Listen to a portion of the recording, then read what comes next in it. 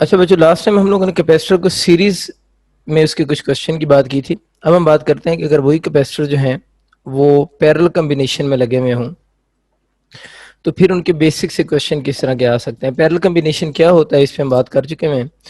Parallel combination में suppose कर लेते हैं आप टू कैपेसिटर्स लगा लें या दो से ज़्यादा लगा लें। बेसिक तो वो कंसेप्ट ही समझना है ना।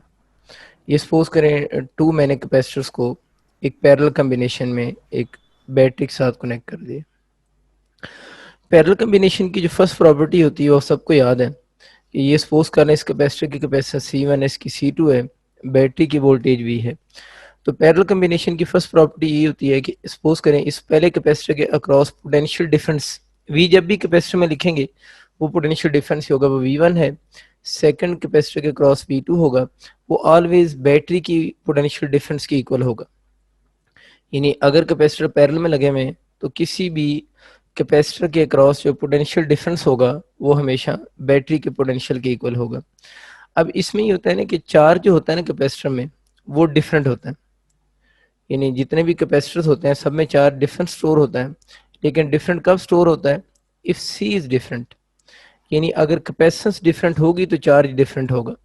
हम लोगों ने क्योंकि C1 और C2 लिखा हुआ है, जब C1 और C2 कह रहे हैं इसका मतलब है कि नंबर नीचे लिखे हुए हैं ना, इसका मतलब है ये दोनों डिफरेंट कैपेसिटेंस ही हैं। तो जब कैपेसिटेंस डिफरेंट होगी तो फिर चार्ज भी डिफरेंट होगा।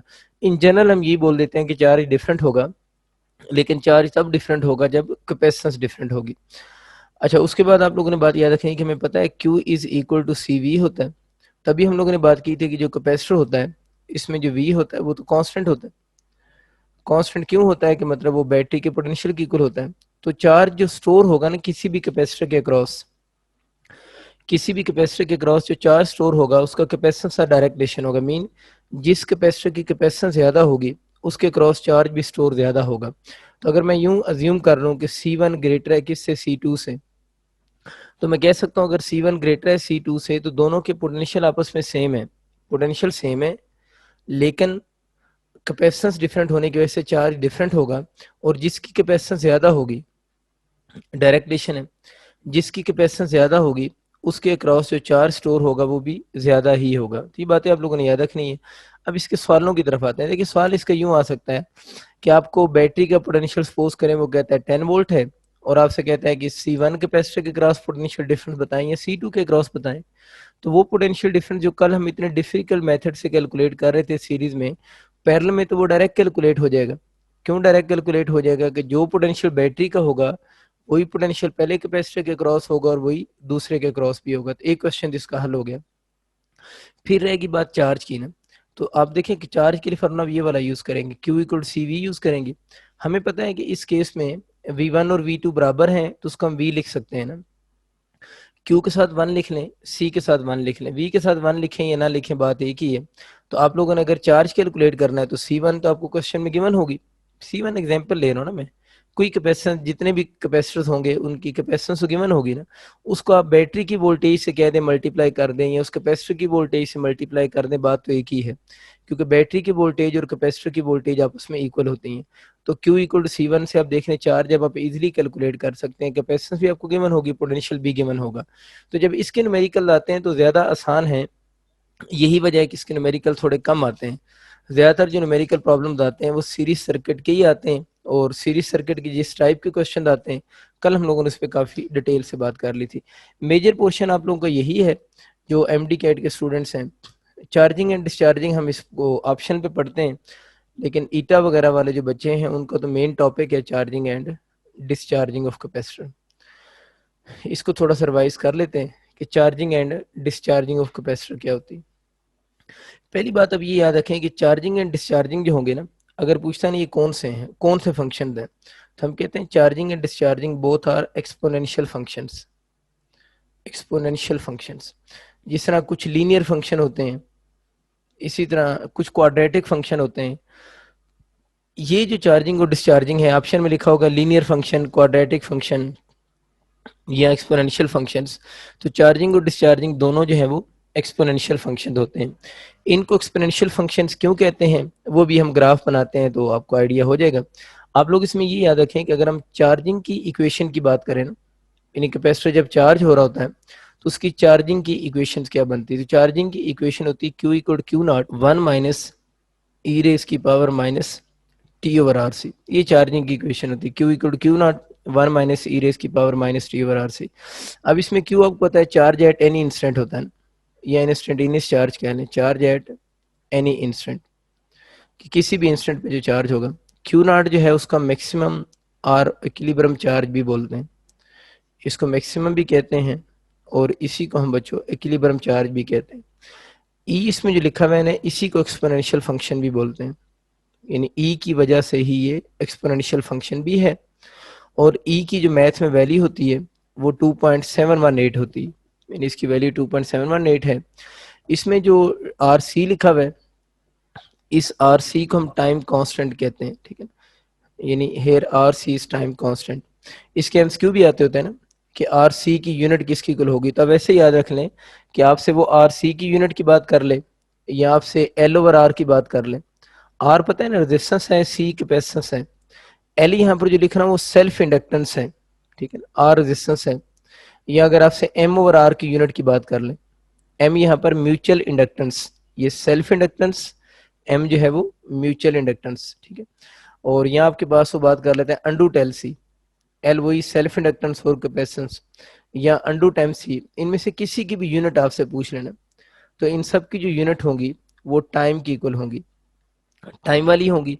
टाइम वाली होंगी तो मीन क्या इनकी यूनिट होगी, सबकी सेकंड इनकी यूनिट होगी। तो ये बस चीज़ आप लोगों ने याद रखनी है कि आरसी के साथ साथ बाकी चीज़ें भी याद रख लेनी है। एल और एम आपको समझ आ गया ना, एक सेल्फ इंडक्टेंस है और एक म्यूचुअल इंडक्टेंस है, आर रेजिस्टेंस है, सी कैपेसिटेंस है, और इन सब की यूनिट जो है वो टाइम वाली होंगी। और टाइम वाली होने का मतलब क्या है कि इन सब की यूनिट सिस्टम इंटरनेशनल में सेकंड की इक्वल होगी।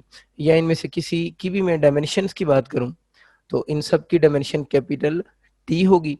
या अगर आपसे वो पूछ लेता है इनके रेसिप्रोकल का भी पूछ लेता है, क्योंकि इन दो के रेसिप्रोकल अक्सर पूछे जाते हैं ना, तो अगर वो आपसे आर बाई एल या आर बाई एम पूछता है तो फिर टी नहीं होगा, फिर टी माइनस वन होगी या वन ओवर सेकंड उसकी यूनिट बनेगी। तो ये दो छोटी छोटी बातें आप लोगों ने याद रखनी है।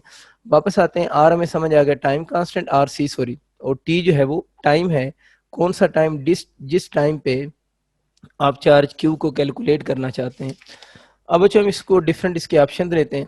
इसके पहले हम क्यों आ सकता है, पहले हम चार्जिंग की पढ़ लें कि if T equal to zero हो जाए, टी इक्वल टू जीरो का मतलब ये होता है, फिजिकली अगर मीनिंग ली जाए तो जो चार्जिंग है ना वो जस्ट स्टार्ट हो रही है, चार्जिंग जो है वो अगर जस्ट स्टार्ट जब होती है ना उस टाइम को हम टी इक्वल टू जीरो लेते हैं। आप लोग खुद सॉल्व करेंगे, मैं डायरेक्ट लिखूंगा। अगर इस इक्वेशन में मैं T equal to zero put करूँ ना तो उस वक्त आपका क्यू इक्वल टू भी जीरो ही आ जाएगा। इसका मतलब ये हुआ, इस इक्वेशन में बच्चे आप टी जीरो पुट करके चेक कर लेना, आपका जो क्यू होगा वो भी जीरो आ जाएगा। तो पहले हम इसको याद रखना है कि चार्जिंग के अंदर अगर टी जीरो होगा तो उस वक्त प्लेट्स पर चार्ज भी जीरो होगा, क्योंकि आप लोगों ने जस्ट चार्जिंग को स्टार्ट किया है। तो जब जस्ट चार्जिंग को स्टार्ट करेंगे उस वक्त प्लेट्स पर कोई चार्ज नहीं होगा। नेक्स्ट इसका क्यों आ सकता है कि अगर T equal to R C हो जाए, आर सी को मैंने क्या बोला, टाइम कांस्टेंट, तो कह सकता है कि अगर आपका ये जो टाइम है ना इस इक्वेशन में जो टाइम लिखा है मैंने, this time become equal to time constant, तो अगर वो वाला टाइम आपका जो है वो टाइम कांस्टेंट की इक्वल हो जाए तो इसको बच्चों आप इस इक्वेशन में पुट करके सॉल्व करोगे ना, तो आपका जो चार्ज की सिचुएशन बनेगी ना, यानी जो प्लेट्स पर चार्ज की सिचुएशन बनेगी वो कुछ यूं हो जाएगा, 63.2% ऑफ क्यू नॉट हो जाएगा। इसका मतलब ये होता है जब टाइम कांस्टेंट की इक्वल होता है उस वक्त जो प्लेट्स पर चार्ज है वो 63.2% कह ले, या इसको जनरली हम 63% ही कहते हैं, किस चार्ज का, मैक्सिमम चार्ज का। मैं इस पे ज्यादा बात इसलिए नहीं कर रहा कि इस बात के मीनिंग आपको पता है कि टी जीरो पे प्लेट्स पर कोई चार्ज नहीं होगा, लेकिन जब टाइम उसके टाइम कांस्टेंट की इक्वल होगा, आरसी टाइम कांस्टेंट है, तो कैपेसिटर कितना चार्ज स्टोर कर लेगा, 63% चार्ज स्टोर कर लेगा अपनी मैक्सिमम वैल्यू का। इसके बाद बच्चे आप लोगों ने देखना है कि अगर जो टाइम है वो two time of time constant हो जाए, यानी अगर जो टाइम है वो टू टाइम ऑफ कांस्टेंट हो जाए, तो फिर जो कैपेसिटर चार्ज स्टोर कर लेगा वो 86.5% स्टोर कर लेगा अपनी मैक्सिमम वैल्यू का। ये जो सारे आंसर आ रहे हैं ये इसी इक्वेशन में टी की वैल्यू पुट करने से आ रहे हैं, क्योंकि आप लोगों ने डायरेक्ट याद रखने हैं, इसलिए मैं भी डायरेक्ट ही लिख रहा हूँ। तो अगर time two time of time constant हो जाए तो प्लेट्स, कैपेसिटर की प्लेट्स कितना चार्ज स्टोर कर लेंगी, 86.5% चार्ज स्टोर कर लेंगे अपनी मैक्सिमम वैल्यू का। आप लोगों ने 5 तक याद रखना होता है, अगर time 3 time of time constant हो जाए तो उस वक्त जो प्लेट्स पर चार्ज की सिचुएशन होगी वो ऑलमोस्ट 95% होगा ऑफ मैक्सिमम चार्ज का। ये एमसीक्यू याद रखें, 5 तक मैंने कहा याद रखना है। उसके बाद आप लोगों ने याद रखना है कि अगर जो टी है वो 4 RC की इक्वल हो जाए उस वक्त जो प्लेट्स पर चार्ज की सिचुएशन होगी वो 98.2% होगी अपनी मैक्सिमम वैल्यू का। और लास्ट आप याद रखेंगे कि अगर आपका जो टाइम है वो 5 टाइम ऑफ टाइम कांस्टेंट हो जाए तो उस वक्त जो प्लेट्स होंगी उन पर चार्ज की सिचुएशन 99.3% होगी अपनी मैक्सिमम वैल्यू का। तो ये बच्चों आप लोगों ने याद रखना है। इसका मतलब ये हुआ कि जब time 5 time of time constant भी हो जाता है उस वक्त भी प्लेट्स पर 100% चार्ज स्टोर नहीं होता। ये स्पेशली ईटा वाले बात बच्चे लाजमी सुने क्योंकि उनकी जो मोस्टली गाइड्स हैं उनमें उन्होंने ये बात रॉन्ग लिखी हुई है। वो कहते हैं जब time T equal to 5 RC हो जाता है उस वक्त कैपेसिटर कंप्लीट चार्ज हो जाता है, हालांकि ऐसा नहीं है। यानी टी इक्वल टू 5 RC पे भी कैपेसिटर 100% चार्ज नहीं हो रहा बल्कि 99.3% चार्ज हो रहा है। और अगर उसी फार्मूला में चार्जिंग इक्वेशन में मैं टी को इन्फानाइट पुट करके सॉल्व करूं तो आपको जो क्यू होगा वो क्या हो जाएगा, 100% ऑफ क्यू नॉट हो जाएगा। 100% ऑफ क्यू नॉट का मतलब क्या होता है, Q equal to Q not हो जाएगा। इसका मतलब ये हुआ जब Q equal to Q not हो जाएगा इस बात की फिजिकल मीनिंग ये है कि जो कैपेसिटर है वो कंप्लीट चार्ज हो जाएगा। तो हम कह सकते हैं कि किसी भी कैपेसिटर को कंप्लीट चार्ज होने के लिए या कंप्लीट चार्जिंग के लिए कितना टाइम चाहिए होता है, इनफाइनाइट टाइम चाहिए होता है। कोई भी कैपेसिटर फाइनाइट टाइम के अंदर कभी भी कंप्लीट चार्ज नहीं हो सकता। ये इसके कॉमन एमसीक्यू हैं कि आपको T equal to are C का बिहेवियर पता होना चाहिए। अब जो हम आते हैं डिस्चार्जिंग की तरफ, अगर हम इसकी डिस्चार्जिंग की इक्वेशंस की बात करें तो डिस्चार्जिंग की इक्वेशन कुछ यूं बनती है, Q equal to Q not one minus sorry q equal to Q not e raise की power minus T over are c होगी। ठीक, इसमें वन माइनस नहीं आता, मतलब डायरेक्ट वो पावर आ जाती है। बाकी ये पैरामीटर्स क्या हैं वो मैं ऑलरेडी आपको बता चुका हूँ। तो मैं स्टार्ट करता हूँ। इस इक्वेशन में अगर हम T equal to zero put करेंगे, याद रखना है बच्चों अब बात हो रही है डिस्चार्जिंग की, तो अगर हम टी इक्वल टू जीरो इस इक्वेशन में पुट करते हैं तो इस केस में आपका जो क्यू होगा वो इक्वल टू क्यू नॉट हो जाएगा। तो बात समझ आ गई आपको, डिस्चार्जिंग इक्वेशन में टी जीरो पुट करें तो Q equal to Q not, Q equal to Q not का मतलब क्या होगा, 100% ऑफ क्यू नॉट हो जाएगा। तो इसका मतलब ये हो कि जब आप डिस्चार्जिंग पढ़ रहे होते हैं उस वक्त आप लोगों ने कैपेसिटर को ज़ाहिर पहले चार्ज किया होगा, चार्ज करने के बाद आपने डिस्चार्जिंग शुरू होगी। तो डिस्चार्जिंग में जब टी इक्वल जीरो पुट करते हैं तो उस वक्त प्लेट्स पर जो चार्ज होता है वो मैक्सिमम चार्ज के इक्वल होता है। अब अक्सर बच्चे सोचते हैं, कहते हैं कि सर अभी तो आप कह रहे थे कि Q equal to Q not होने में इनफाइनाइट टाइम चाहिए होता है। देखिए असल में इशू ये है कि आप लोगों ने कैपेसिटर को जितना भी चार्ज किया है, आप लोगों ने इसको 10 मिनट चार्ज किया है, 15 मिनट चार्ज किए, अब आप उसकी डिस्चार्जिंग पढ़ने लगे हैं, अब आप उसकी डिस्चार्जिंग की तरफ आ रहे हैं, तो उसकी प्लेट्स पर जितना भी चार्ज स्टोर हुआ होगा आप उस चार्ज को क्या ज्यूम करेंगे, मैक्सिमम चार्ज ही तो ज्यूम करेंगे ना। तो इस बात और इस बात में फर्क है। आप यूं ना समझें कि ये बात बिल्कुल अपनी जगह ठीक है कि टी इनफाइनाइट पे मैक्सिमम चार्ज आएगा, लेकिन ये वाला मैक्सिमम चार्ज कौन सा है। आप लोगों ने कैपेसिटर को 10 मिनट चार्ज किया, 10 मिनट चार्जिंग के बाद उसकी प्लेट्स के ऊपर जितना भी चार्ज आया है वो 50 कूलम है, वो 60 कूलम है, जितना भी है उस चार्ज को आप क्या अज्यूम करेंगे, मैक्सिमम चार्ज अज्यूम करेंगे। तो इसके मीनिंग ये है असल में, तो ये आप लोगों ने मिक्स नहीं दोनों बातों को कर देना कि ड्यूरिंग डिस्चार्जिंग आप लोगों ने अगर उसको 10 मिनट चार्ज किया है और डिस्चार्जिंग पढ़ने लगे हैं तो 10 मिनट के बाद जो क्यू होगा वो क्यू नॉट बोल देंगे। अगर आप लोगों ने उसको 5 मिनट चार्ज किया है और उसके बाद आप डिस्चार्जिंग पढ़ रहे हैं तो 5 मिनट के बाद जो भी चार्ज होगा उसको आप क्यू नॉट ही बोलेंगे। ठीक, बस कंसेप्ट थोड़ा क्लियर रखना आप लोगों ने। ये बात हो रही है डिस्चार्जिंग के, मिक्स नहीं करना। टी जीरो पे डिस्चार्जिंग में Q equal to Q not होगा और चार्जिंग में क्या होगा, Q equal to Q not कब होगा, जब टी इक्वल टू इनफाइनाइट होगा। बस ये एक पॉइंट छोटा सा आप लोगों ने माइंड में रखना, अब आपके माइंड में रहेगा भी। अब अगर डिस्चार्जिंग में टाइम जो है वो आर सी के बराबर पहले कर लेते हैं ना, जो टाइम है वो आर सी की इक्वल हो जाए तो उस वक्त प्लेट्स पर चार्ज की क्या सिचुएशन होगी। तो कह रहे हैं उस वक्त जो प्लेट्स पर चार्ज की सिचुएशन बनेगी वो हम लिख रहे होते हैं 37% ऑफ मैक्सिमम वैल्यू, या इसको कुछ बुक्स में वो 36.8% भी कह रहे होते हैं। 36.8% ऑफ मैक्सिमम वैल्यू एक ही बात है, वैसे इससे फर्क नहीं पड़ता। ऐसा नहीं होगा पेपर में 37 भी हो और 36.8% भी हो। इसका मतलब ये हुआ कि जब टाइम आर सी की इक्वल होगा तो प्लेट्स पर जो चार्ज होगा वो 37% होगा अपनी मैक्सिमम वैल्यू का। ये याद रखें, ये जो लिखा हुआ है ना असल में ये प्लेट्स के ऊपर रिमेनिंग चार्ज है, मैं एक बात करता हूँ, उसको जरा क्लियर करके सुने। अगर मैं आपसे ये पूछूं ना, if T equal to R C हो जाए तो कैपेसिटर कितने परसेंट डिस्चार्ज हो चुका होगा? अगर T equal to R C हो जाए तो कैपेसिटर कितने परसेंट डिस्चार्ज हो चुका होगा? तो अगर मैं ये वर्ड बोलूँ ना, कैपेसिटर जो है वो T equal to R C पे कितने परसेंट डिस्चार्ज हो चुका होगा, तो आप लोगों ने 37% ऑप्शन चूज नहीं करना। T equal to R C पे कैपेसिटर जो है वो 63% डिस्चार्ज हो चुका होगा ऑफ किस वैल्यू का? मैक्सिमम वैल्यू का। तो फिर ये 37 क्या है? अगर T equal to R C पे कैपेसिटर 63% डिस्चार्ज हो चुका है अपनी मैक्सिमम वैल्यू का, तो फिर 37% क्या है? असल में 37% रिमेनिंग चार्ज ऑन प्लेट्स है। देखिए ना, पहले 100% था ना T equal to R C पे, अब कितना बाकी बच गया? 37 बच गया। 100% में से 73% को माइनस करो तो कितना बन गया? 63। तो ये 63% कैपेसिटर क्या हो गया? डिस्चार्ज हो गया वह। तो 37% क्या है? 37% जो प्लेट्स हैं उन पर रिमेनिंग चार्ज है। ये मैंने लफ्ज लिखा है रिमेनिंग चार्ज। तो अगर आपको कभी एमसीक्यू आता है ना, during discharging if T equal to R C हो जाए, आगे दो एमसीक्यू बनेंगे।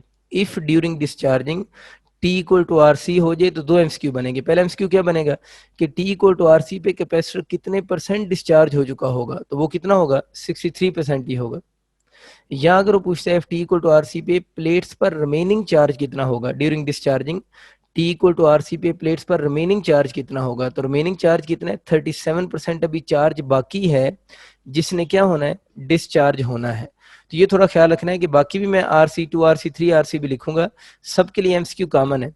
अगर पूछे कितने परसेंट डिस्चार्ज हो चुका होगा डिस्चार्जिंग में, तो जो यहाँ पर आंसर लिखा होगा उसको 100% में से क्या करेंगे? माइनस करेंगे, तो आपके पास वो निकल आएगा कि इतने परसेंट वो डिस्चार्ज हो चुका होगा। और अगर पूछता है प्लेट्स पर रिमेनिंग चार्ज क्या है, तो जो उसका जवाब होगा वही आप लोगों का एग्जैक्ट आंसर आप लिख देंगे कि वो उतने परसेंट ही वो डिस्चार्ज हो चुका होगा। मैं थोड़ी सी प्रैक्टिस इसकी और भी करवा दूंगा एंड पे भी ना।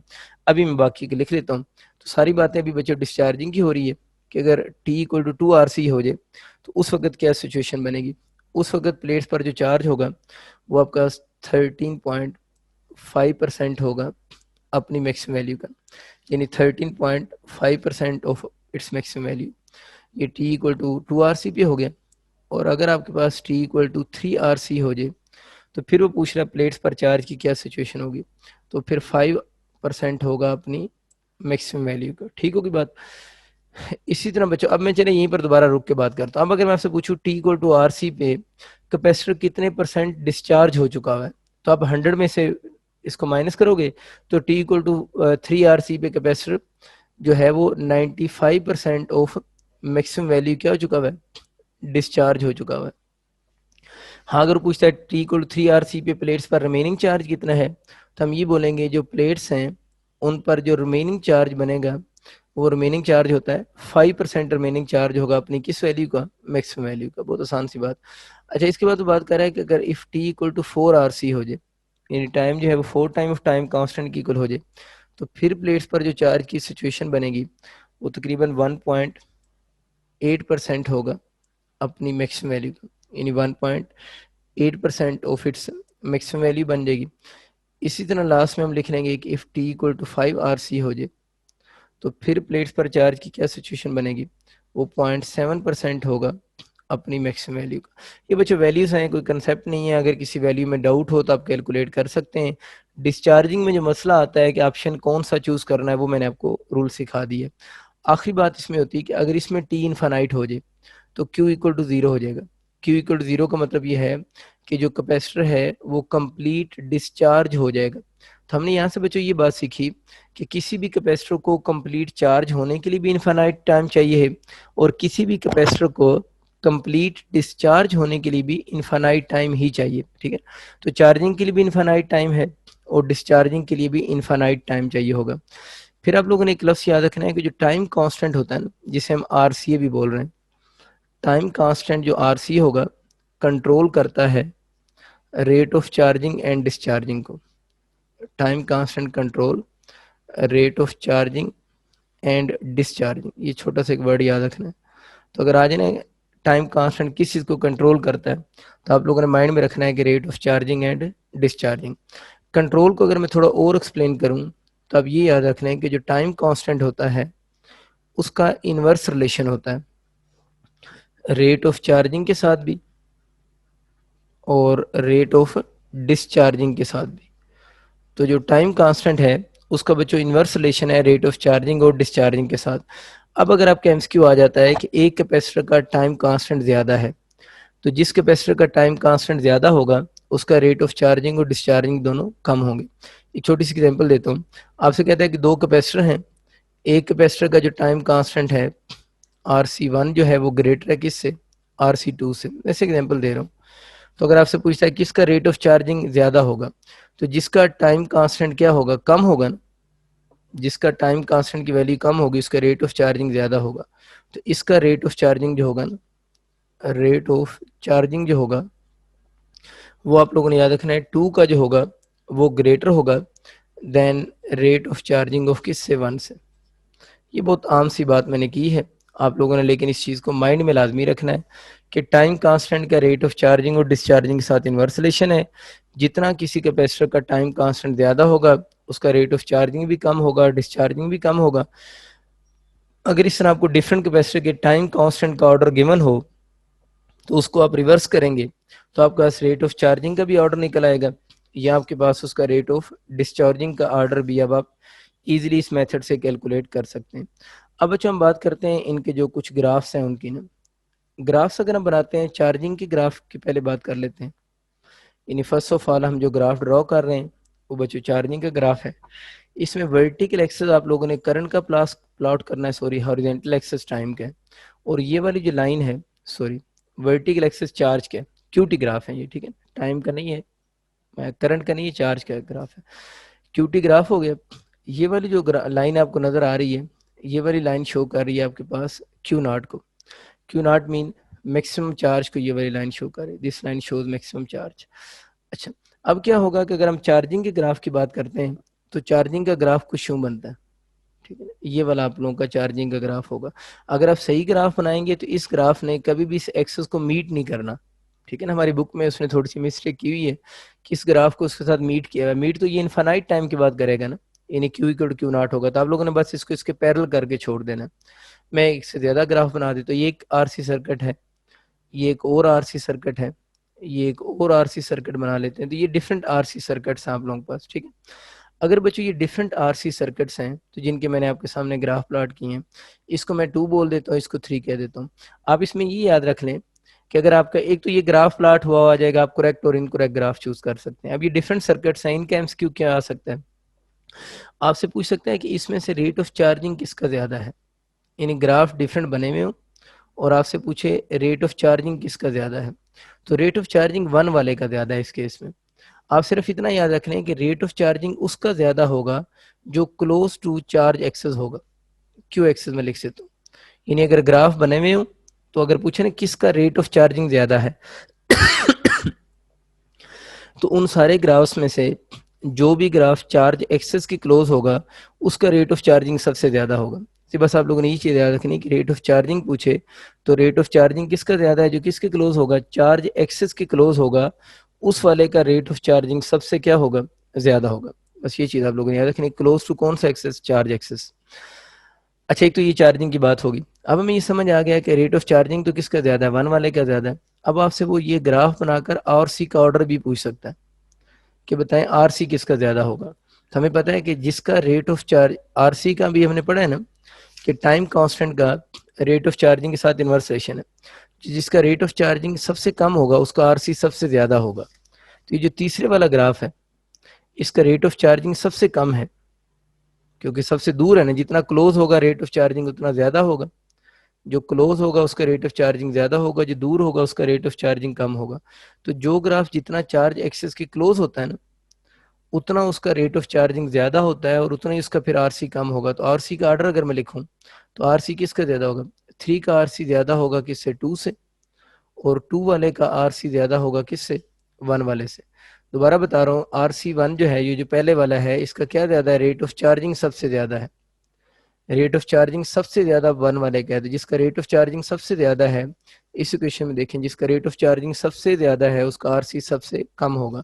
ये वजह है कि इस वाले का आरसी सबसे कम आ रहा है अब ये तो ग्राफ की जो शेप है वो क्यूटी ग्राफ है ना।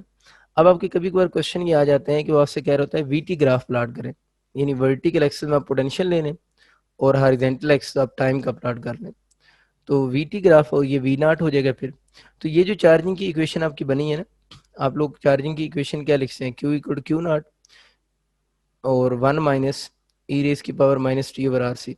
अगर हम इसको पोटेंशियल की इक्वेशन बनाएं तो कुछ यूँ बन जाएगी, V equal to we not और 1 माइनस ई रेस की power minus T over are C. तो अगर हम इसको पोटेंशियल की इक्वेशन में कन्वर्ट करें तो इसी तरह की इक्वेशन बन जाएगी। तो वही जो क्यू टी ग्राफ होगा, बिल्कुल वैसी इक्वेशन ही बनी देखने में, एक जैसी है दोनों, बस क्यू की जगह वी लिख दिया, क्यू नॉट की जगह वी नॉट लिख दिया, टाइम तो वैसे टाइम ही रहेगा।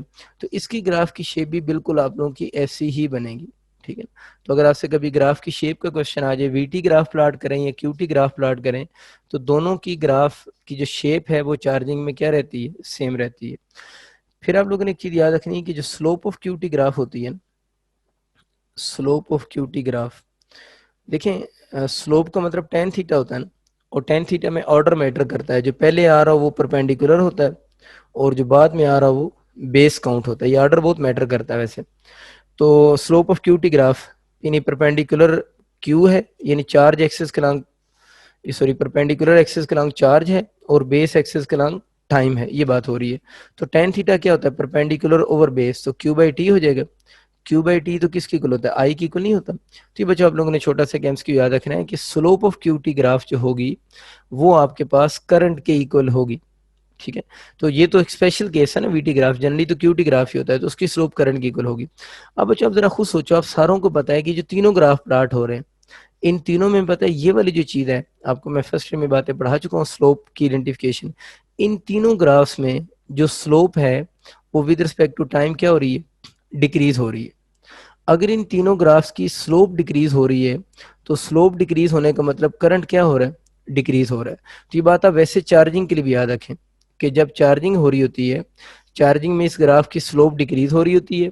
स्लोप डिक्रीज होने से सर्किट में फ्लो होने वाला करंट भी कम हो रहा होता है, लेकिन जो प्लेट्स हैं उन पर चार्ज इंक्रीज कर रहा होता है, चार्ज कम नहीं होता।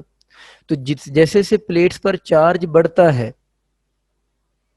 वैसे वैसे उस सर्किट में करंट क्या हो रहा है, कम हो रहा है। क्योंकि ये देखें ऊपर यहाँ पर चार्ज की वैल्यू देखें, यहाँ पर चार्ज, चार्ज तो ऊपर ज्यादा ही होता जा रहा है, चार्ज कम नहीं हो रहा है, इधर से देखें चार्ज ज्यादा ही होता जा रहा है, चार्ज आपका ज्यादा होता जा रहा है, लेकिन जैसे जैसे चार्ज इंक्रीज कर रहा है करंट की वैल्यू वैसे वैसे क्या हो रही है, डिक्रीज हो रही है। तो ये तीनों बातें आप लोगों ने याद रखनी कि कैपेसिटर में जब चार्जिंग हो रही होती है, तो जैसे जैसे प्लेट्स पर ज्यादा चार्ज डिपॉजिट होता जाता है, वैसे वैसे करंट की वैल्यू कम होती जाती है। अगर इस बात को मैं फिजिकली समझाऊं, वैसे तो आपको आती ही होगी, मैं थोड़ा सा आइडिया देता हूँ। देखिए कैपेसिटर है ना, इसके ऊपर आकर सपोज करें बैटरी लगी हुई है, यहाँ से एक इलेक्ट्रॉन निकला और एक इलेक्ट्रॉन डिपॉजिट हो गया। अब जब ये इलेक्ट्रॉन उधर जाकर डिपॉजिट हुआ है, जब ये वाला इलेक्ट्रॉन उस साइड पे जाकर डिपॉजिट हुआ है, तो आपको पता है ना इस इलेक्ट्रॉन को रिपेल करने वाला और कोई इलेक्ट्रॉन नहीं था, एक और इलेक्ट्रॉन अब डिपॉजिट होने के लिए आ रहा है। मैं सिर्फ ये बात समझाना चाह रहा हूँ, कुछ बच्चे इधर से कंफ्यूज होते हैं इस बात से, इसको आप जल्दी से इधर से समझ लें। पहले कोई भी इलेक्ट्रॉन नहीं था, पहला इलेक्ट्रॉन बड़े आराम से डिपॉजिट हो गया। जब अगला इलेक्ट्रॉन बैटरी भेजेगी इस नेगेटिव प्लेट के ऊपर डिपॉजिट होने के लिए, तो ऑलरेडी प्रेजेंट नेगेटिव इलेक्ट्रॉन इस नेगेटिव को रिपेल करेगा। इस रिपल्शन की वजह से इसका यहाँ डिपॉजिट होना मुश्किल हो जाएगा, लेकिन खैर ये डिपॉजिट हो गया। अब एक और इलेक्ट्रॉन यहाँ पर पॉजिटिव आ गया, एक और इलेक्ट्रॉन डिपॉजिट होने के लिए आ गया। जब वो एक और इलेक्ट्रॉन डिपॉजिट होने के लिए, तब उसको दो इलेक्ट्रॉन अपोज करेंगे, तो इसका डिपॉजिट होना और मुश्किल हो जाएगा। इसका मतलब ये हुआ कि जैसे जैसे प्लेट्स पर चार्ज बढ़ता जा रहा है, जैसे जैसे प्लेट्स पर चार्ज क्या हो रहा है, इंक्रीज हो रहा है, उस इलेक्ट्रॉन का नेगेटिव प्लेट के ऊपर डिपॉजिट होना मुश्किल हो रहा है, क्योंकि ऑलरेडी प्रेजेंट इलेक्ट्रॉन उस इनकमिंग इलेक्ट्रॉन को रिपेल कर रहे हैं। जब उसको रिपेल करेंगे तो उसकी रिपल्शन की वजह से उस सर्किट का करंट फिजिकली भी कम हो रहा होगा। ये तो ग्राफिकली तो कम नजर आ ही रहा है ना स्लोप की मदद से, तो फिजिकली इस वजह से करंट कम हो रहा होता है कि जब जितना प्लेट्स पर चार्ज ज्यादा हो जाता है, तो वो जो नेगेटिव प्लेट होती है वो आने वाले इलेक्ट्रॉन को रिपेल करती है। इस रिपल्शन की वजह से इलेक्ट्रॉन बहुत स्लो फिर मूव करके आते हैं, क्योंकि डिपॉजिट होने में उनको बहुत टाइम चाहिए होता है। तो जब वो बहुत स्लो मूव करके आएंगे, डिपॉजिट होने में उनको टाइम लगेगा, तो इसका मतलब क्या है, करंट क्या हो रहा है, कम हो रहा है। तो ये छोटा सा कंसेप्ट आप लोगों ने याद रखना है कि चार्जिंग के दौरान स्लोप भी डिक्रीज होती है, करंट भी डिक्रीज होता है, लेकिन प्लेट्स के ऊपर चार्ज की वैल्यू इंक्रीज होती है। एक और छोटी सी बात कर लेते हैं। अब अगर मैं चार्जिंग की इक्वेशन लिखूँ ना, ये नम्स के लिए बस याद रख लीजिएगा, अगर हम चार्जिंग की इक्वेशन लिखें करंट की, तो करंट में चार्जिंग की इक्वेशन कुछ यूं बनती है, I equal to I not e raise की power minus T over r c, ये थोड़ी डिफरेंट है, यानी इसमें ये शेप होती है, इसमें ये वाली शेप बनती है, ठीक है। तो ये चार्जिंग इक्वेशन है, यानी चार्जिंग के प्रोसेस में करंट की इक्वेशन है, आई इक्वेशन, आई मीन करंट, यानी चार्जिंग प्रोसेस में करंट की इक्वेशन यू बनती है। अच्छा देखें, क्यू के ग्राफ की और वी टी ग्राफ की शेप सेम थी लेकिन हमें पता है करंट तो विद रिस्पेक्ट टू टाइम ज्यादा नहीं हो रहा, जैसे जैसे टाइम गुजर रहा है, अभी हम लोगों ने क्या डिसाइड किया है कि टाइम गुजरने से जो करंट है वो कम हो रहा है, तो करंट के ग्राफ की शेप यूं डाउनवर्ड बनेगी। तो अगर पूछता है ना चार्जिंग में करंट की इक्वेशन क्या होगी, तो ये इक्वेशन है, और अगर उसके ग्राफ की शेप की बात करेगा तो उसके ग्राफ की शेप ये वाली बनेगी, यानी जैसे जैसे प्लेट्स पर चार्ज बढ़ता है, हाँ अगर आप चाहें तो पोटेंशियल डिफरेंस भी साथ में लिख लें, potential difference between the plates भी इंक्रीज होता है, यानी चार्जिंग प्रोसेस के दौरान क्या डिक्रीज हो रहा है, slope of QT graph decrease, current भी क्या होगा डिक्रीज, चार्ज क्या होगा इंक्रीज, और प्लेट्स के दरमियान में पोटेंशियल डिफरेंस भी इंक्रीज। तो देखिए ये दोनों चीजें के ग्राफ इंक्रीज हो रहे हैं, ये दोनों इंक्रीज हो रही हैं, लेकिन करंट इस केस में आपको शो हो रहा है कि करंट की वैल्यू डिक्रीज हो रही है। चलें जी, ये तो चार्जिंग की थोड़े से ग्राफ्स की बात करनी थी, लेकिन बात लंबी हो गई है, ग्राफ को ज्यादा निकल आए हैं दरमियान से। अच्छा अब हम बात करते हैं डिस्चार्जिंग के ग्राफ की ना, वो तो चार्जिंग के ग्राफ से डिस्चार्जिंग के ग्राफ की, मेनली जो ग्राफ है वो तो हमारे क्यूटी ग्राफ ही होते हैं।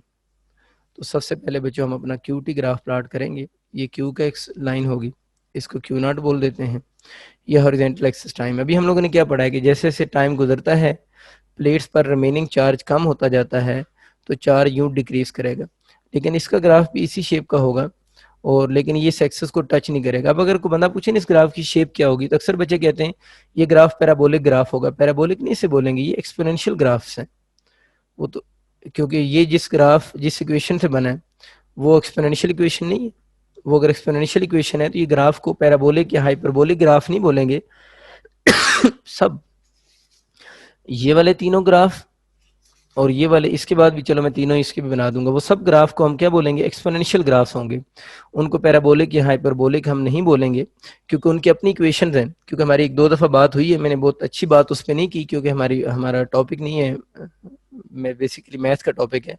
जो ग्राफ्स होता है ना, कंफर्म पता चलता है कि इक्वेशन किस चीज़ की है, तो ये एक्सपोनेंशियल फंक्शन है, तो इसके ग्राफ को हम पैराबोलिक या हाइपरबोलिक नहीं बोलेंगे, इसके ग्राफ को हम एक्सपोनेंशियल ग्राफ से ही कहेंगे। बस ये चीज़ आप लोगों ने याद रखनी। चार्जिंग का ग्राफ हो गया, इसमें अगर हम एक से ज़्यादा सपोज करें कैपेसिटर ले लेते हैं, यानी एक से ज़्यादा आरसी सर्किट्स है ना, तो ये सपोज कर लेते हैं, इसको 1 बोल देते हैं, इसको 2, इसको 3। तो इसमें भी वही चक्कर होगा कि रेट ऑफ चार्जिंग तो इसमें नहीं होगा, इसमें रेट ऑफ डिस्चार्जिंग होगा।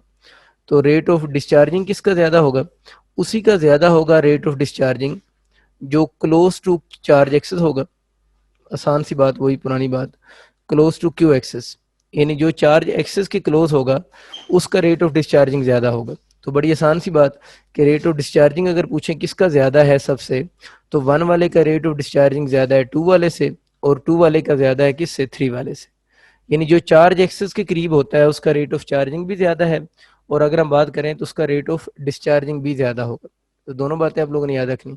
अच्छा उसके बाद नेक्स्ट जो हम कंसेप्ट इसमें डिस्कस करते हैं रेट ऑफ डिस्चार्जिंग के बाद, आपके पास आरसी का ऑर्डर पूछ सकता है ना, यानी इसी ग्राफ में आरसी का ऑर्डर। तो ये चीज़ आपको पता है कि आपका आरसी का ऑर्डर जो होगा वो रेट ऑफ चार्जिंग या डिस्चार्जिंग का ऑर्डर के अपोजिट होगा। तो आरसी का ऑर्डर की बात करें तो 3 का आरसी ज़्यादा होगा 2 से, और 2 का ज़्यादा होगा किससे, 1 से। तो वो आप इजीली इसको आंसर कर सकते हैं।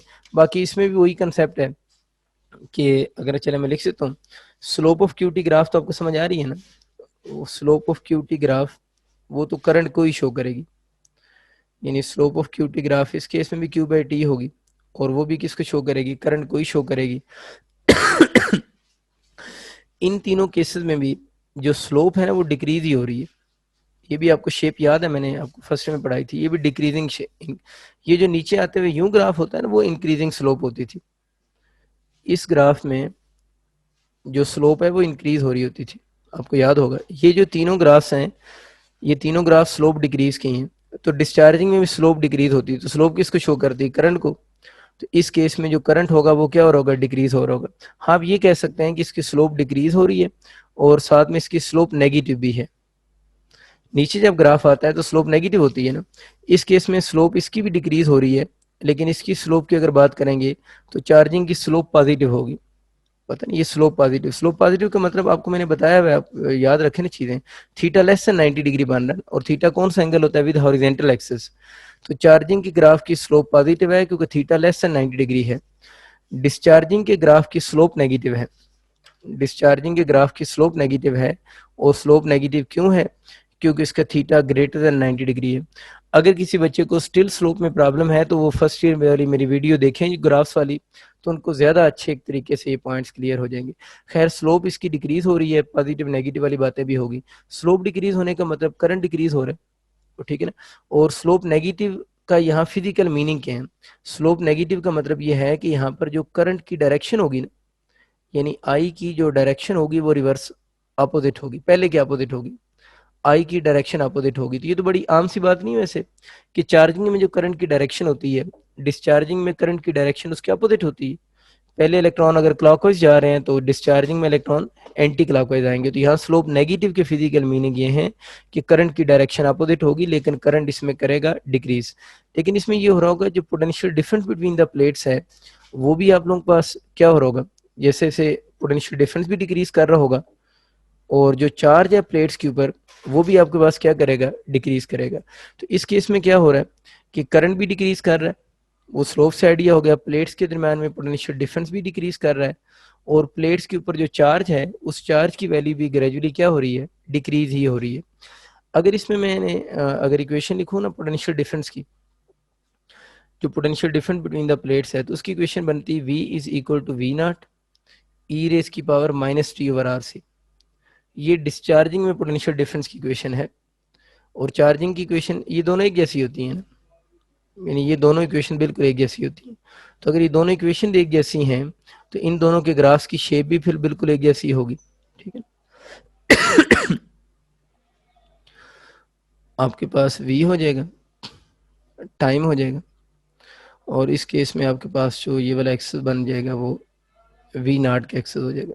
और इस केस में आप देख लें जो पोटेंशियल डिफरेंस है वो आप लोगों के पास ग्रेजुअली इसकी वैल्यू क्या हो रही है, डिक्रीज हो रही है। तो पोटेंशियल डिफरेंस डिक्रीज हो रहा है।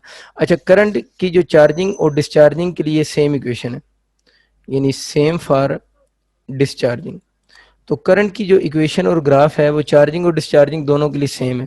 तो इसी के साथ मैंने लिख दिया सेम फॉर डिस्चार्जिंग, क्योंकि डिस्चार्जिंग में भी करंट कम होता है और चार्जिंग में भी करंट कम होता है। तो इस वजह से दोनों के लिए इक्वेशंस क्या रहेगी, सेम रहेगी। अब अक्सर बच्चे सोचते हैं कि सर डिस्चार्जिंग, आपने चार्जिंग में ये बताया था कि चार्ज बढ़ रहा है, तो चार्ज बढ़, ये बात समझा रहा था कि प्लेट्स के ऊपर चार्ज बढ़ रहा है, तो आने वाले इलेक्ट्रॉन को ऑलरेडी प्रेजेंट इलेक्ट्रॉन डिपॉजिट नहीं होने दे रहे। तो चार्ज के बढ़ने से करंट कम हो रहा था क्योंकि इलेक्ट्रॉन डिपॉजिट नहीं हो पा रहे थे ड्यू टू ऑलरेडी प्रेजेंट जो इलेक्ट्रॉन थे उनकी रिपल्शन की वजह से। तो यहाँ पर तो चार्ज कम हो रहा है, तो यहाँ पर तो प्लेट्स पर चार्ज कम हो रहा है, तो करंट को ज्यादा होना चाहिए। देखिए इसको आप जब समझेंगे ना डिस्चार्जिंग में, तो आप इस करंट को पोटेंशियल डिफरेंस के साथ लिंक करेंगे, क्योंकि डिस्चार्जिंग में जो करंट फ्लो करता है वो जो कैपेसिटर की प्लेट्स के दरमियान में पोटेंशियल डिफरेंस है उसकी वजह से फ्लो करता है ना। तो जब टाइम गुजरेगा कैपेसिटर की प्लेट्स के दरमियान में पोटेंशियल डिफरेंस कम होता जाएगा, तो फ्लो होने वाला करंट भी कम होता जाएगा। तो डिस्चार्जिंग में करंट को जब आप अंडरस्टैंड करेंगे तो आप लोगों ने डिस्चार्जिंग में करंट फ्लो करता है due to potential difference between the plates, यानी प्लेट्स के दरमियान में पोटेंशियल डिफरेंस की वजह से फ्लो करता है। तो अगर आप बाई कंसेप्ट उसको समझना चाह रहे होंगे तो आप लोगों ने इसको इसके साथ लिंक करना है। आप लोगों ने उसको अदरवाइज जो है मतलब लिंक नहीं कर देना, चार से लिंक करेंगे तो फिर आप उसका जो कंसेप्ट होगा उसको सही तरह अंडरस्टैंड नहीं कर पाएंगे।